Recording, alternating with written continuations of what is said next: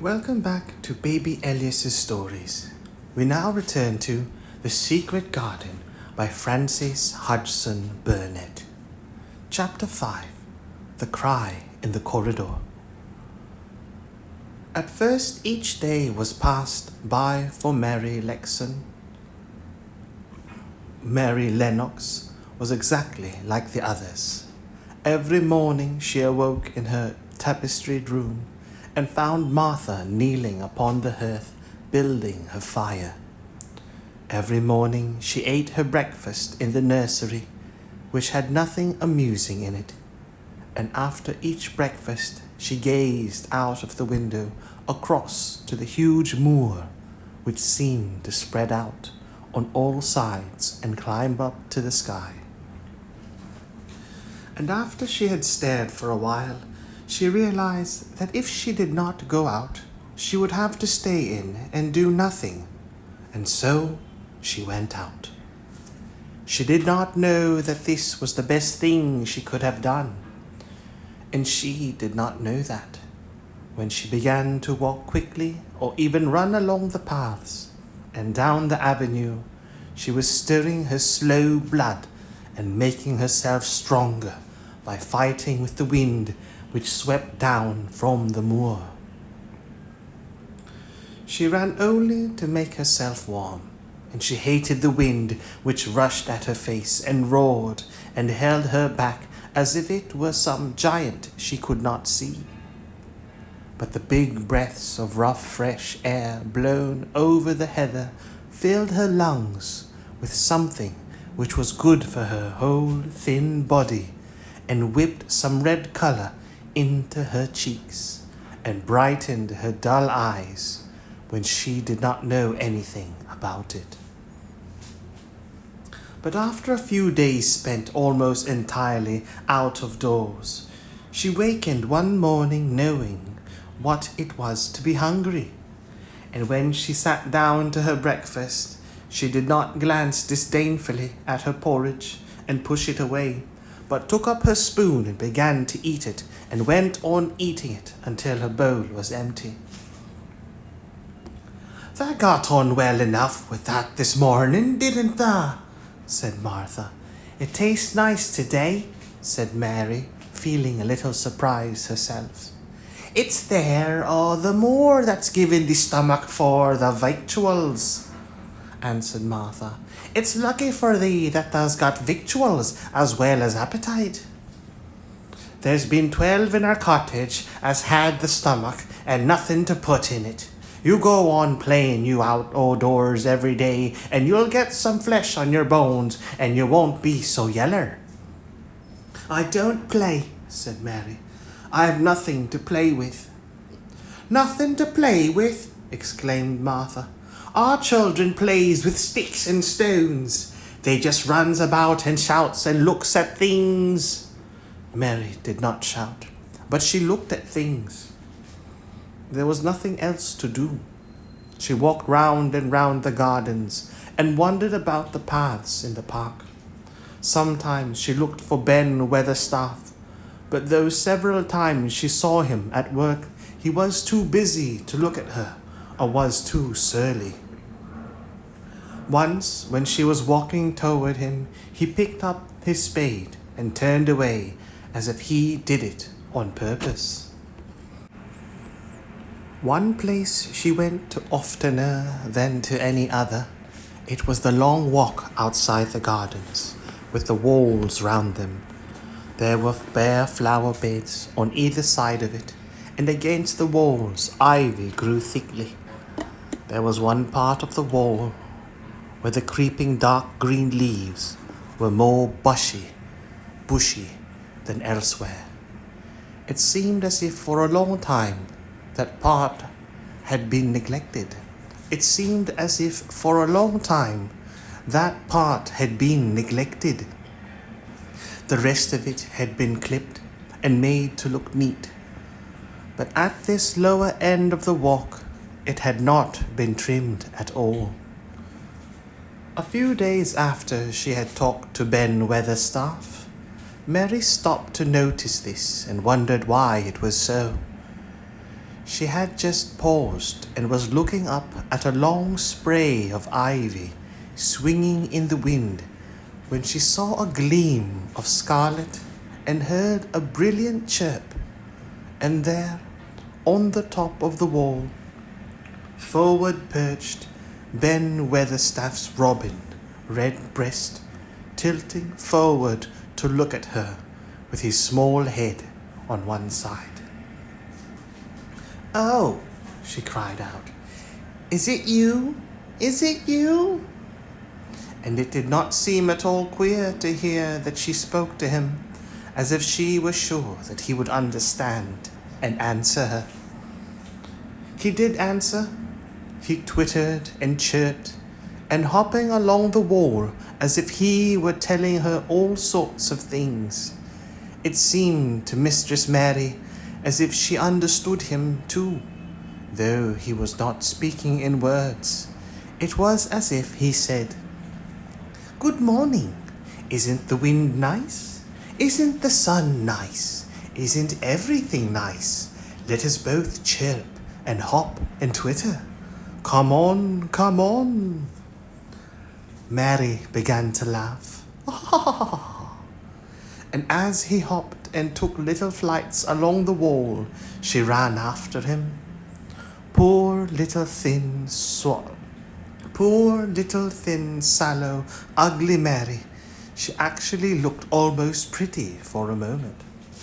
"I like you, I like you," she cried out, pattering down the walk, and she chirped and tried to whistle, which last she did not know how to do in the least. But the robin seemed to be quite satisfied and chirped and whistled back at her. At last he spread his wings and made a darting flight to the top of a tree, where he perched and sang loudly. That reminded Mary of the first time she had seen him. She had been swinging on a tree top then, and she had been standing in the orchard.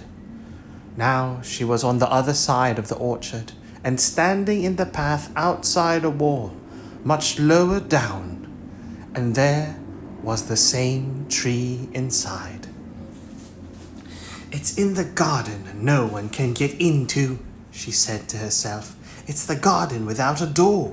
He lives in there. How I wish I could see what it is like." She ran up the walk to the green door she had entered the first morning.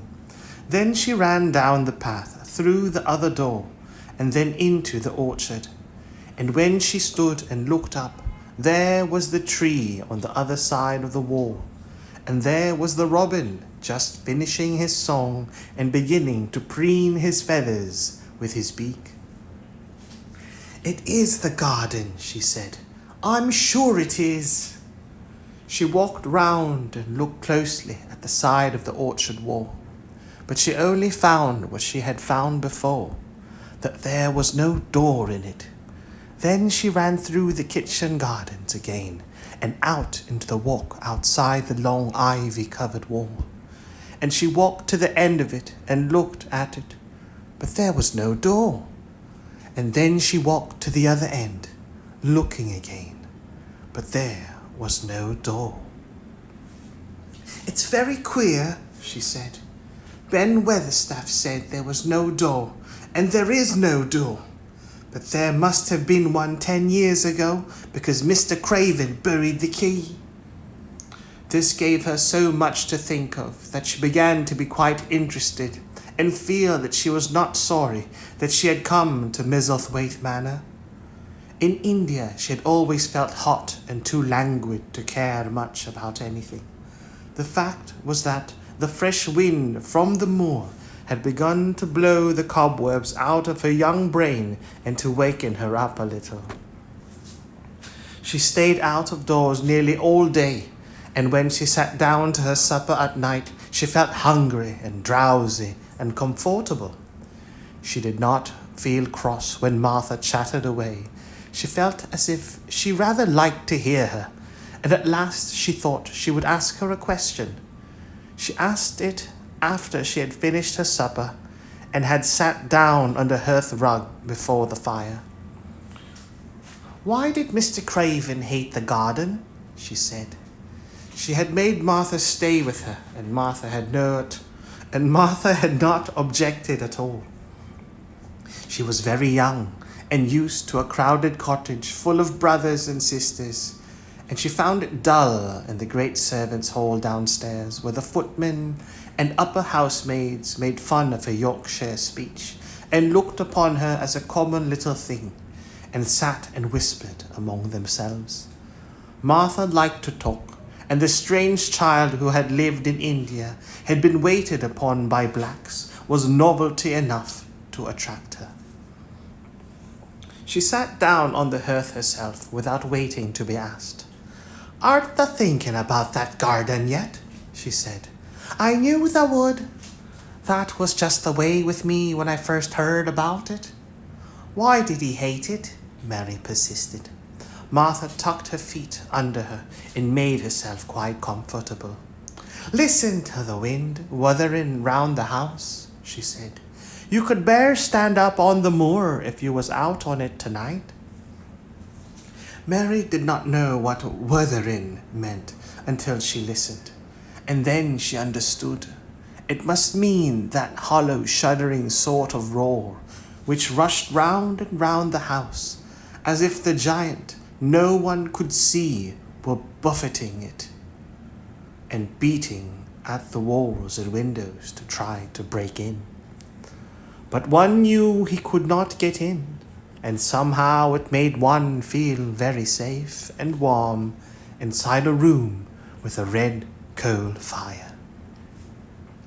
"But why did he hate it so?" she asked, after she had listened. She intended to know if Martha did. Then Martha gave up her store of knowledge. "Mind," she said, "Mrs. Medlock said it's not to be talked about.